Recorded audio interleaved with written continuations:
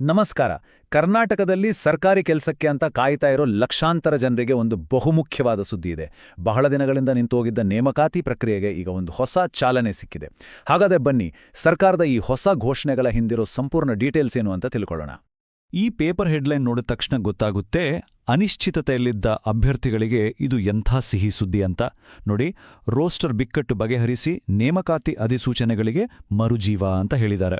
ಅಂದ್ರೆ ನೇಮಕಾತಿಗೆ ಅಡ್ಡಿಯಾಗಿದ್ದ ಒಂದು ದೊಡ್ಡ ಸಮಸ್ಯೆಗೆ ಕೊನೆಗೂ ಒಂದು ಪರಿಹಾರ ಸಿಕ್ಕಿದೆ ಅಂತ ಅರ್ಥ. ಹೌದು, ಕಳೆದ ಕೆಲವು ವರ್ಷಗಳನ್ನು ನೋಡಿದ್ರೆ ಸರ್ಕಾರಿ ಹುದ್ದೆಗಳ ನೇಮಕಾತಿ ಪ್ರಕ್ರಿಯೆ ಒಂದ್ ರೀತಿ ನಿಂತೇ ಹೋಗಿತ್ತು ಅಂತಾನೆ ಹೇಳಬಹುದು. ನೋಡಿ, ನೋಟಿಫಿಕೇಶನ್ ಬರ್ತಾ ಇರಲಿಲ್ಲ, ಒಂದು ವೇಳೆ ಬಂದ್ರೂ ಪರೀಕ್ಷೆಗಳೂ ಆಗ್ತಿರ್ಲಿಲ್ಲ, ಪರೀಕ್ಷೆಗಳಾದ್ರೂ ರಿಸಲ್ಟ್ಸ್ ಯಾವಾಗ ಬರುತ್ತೋ ಅನ್ನೋ ಗ್ಯಾರಂಟಿ ಇರಲಿಲ್ಲ.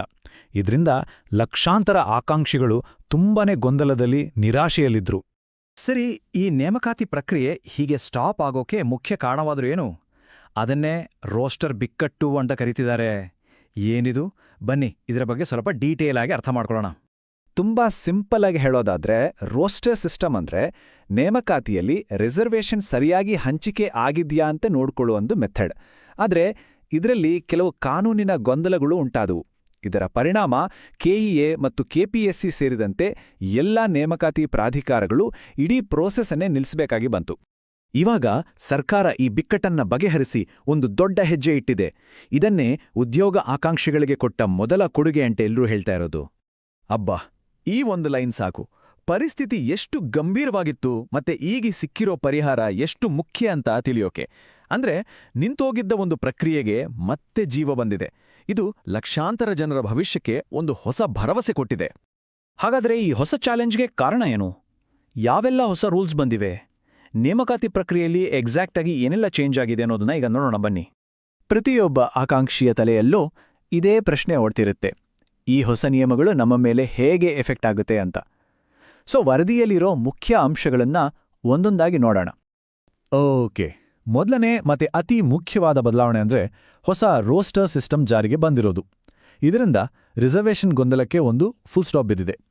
ಇದರ ಜೊತೆಗೆ ಡಿಸೆಂಬರ್ 28, 2022ಕ್ಕಿಂತ ಮುಂಚೆ ಬಂದಿದ್ದ ನೋಟಿಫಿಕೇಷನ್ಸ್ಗಳಿಗೆ ಅಪ್ಲೈ ಮಾಡಿ ಕಾಯ್ತಾ ಇದ್ದವರಿಗೆ ಒಂದು ಸಲಕ್ಕೆ ಏಜ್ ರಿಲ್ಯಾಕ್ಸೇಷನ್ ಕೊಟ್ಟಿರೋದು ನಿಜಕ್ಕೂ ಒಂದು ದೊಡ್ಡ ರಿಲೀಫ್. ಮತ್ತೊಂದು ಗಮನಿಸಬೇಕಾದ ಬದಲಾವಣೆ ಅಂದ್ರೆ ಇಂಟರ್ವ್ಯೂಗೆ ಕರೆಯೋ ಅಭ್ಯರ್ಥಿಗಳ ಅನುಪಾತ.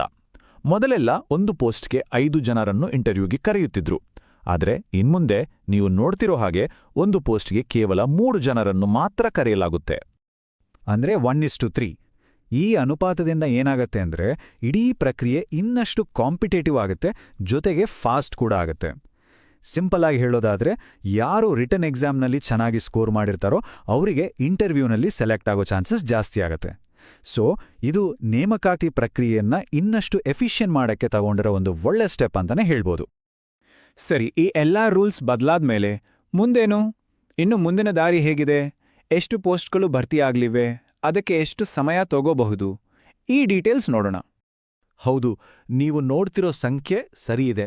ಈ ಹೊಸ ಪ್ರಕ್ರಿಯೆ ಅಡಿಯಲ್ಲಿ ಬರೋಬ್ಬರಿ 56,432 ಸರ್ಕಾರಿ ಹುದ್ದೆಗಳನ್ನ ಭರ್ತಿ ಮಾಡೋಕೆ ಸರ್ಕಾರ ಮುಂದಾಗಿದೆ. ಇದು ನಿಜಕ್ಕೂ ರಾಜ್ಯದ ಉದ್ಯೋಗ ಕ್ಷೇತ್ರದಲ್ಲಿ ಒಂದು ದೊಡ್ಡ ಸಂಚಲನವನ್ನೇ ಉಂಟು ಮಾಡಲಿದೆ. ಇದರಲ್ಲಿ ಅತಿ ಮುಖ್ಯವಾದ ವಿಷಯ ಅಂದ್ರೆ ಇಡೀ ಪ್ರೋಸೆಸ್ಗೆ ಒಂದು ಟೈಮ್ ಲೈನ್ ಫಿಕ್ಸ್ ಮಾಡಿದ್ದಾರೆ. ಪ್ರಾವಿಷನಲ್ ಲಿಸ್ಟ್ ಬಂದಮೇಲೆ ಕೇವಲ 30 ದಿನಗಳಲ್ಲಿ ಫೈನಲ್ ಲಿಸ್ಟ್ ಬರುತ್ತೆ. ಮತ್ತೆ ಅದರ ಮುಂದಿನ 30 ದಿನಗಳಲ್ಲಿ ಅಪಾಯಿಂಟ್ಮೆಂಟ್ ಆರ್ಡರ್ ಕೂಡ ಕೈ ಸೇರುತ್ತೆ.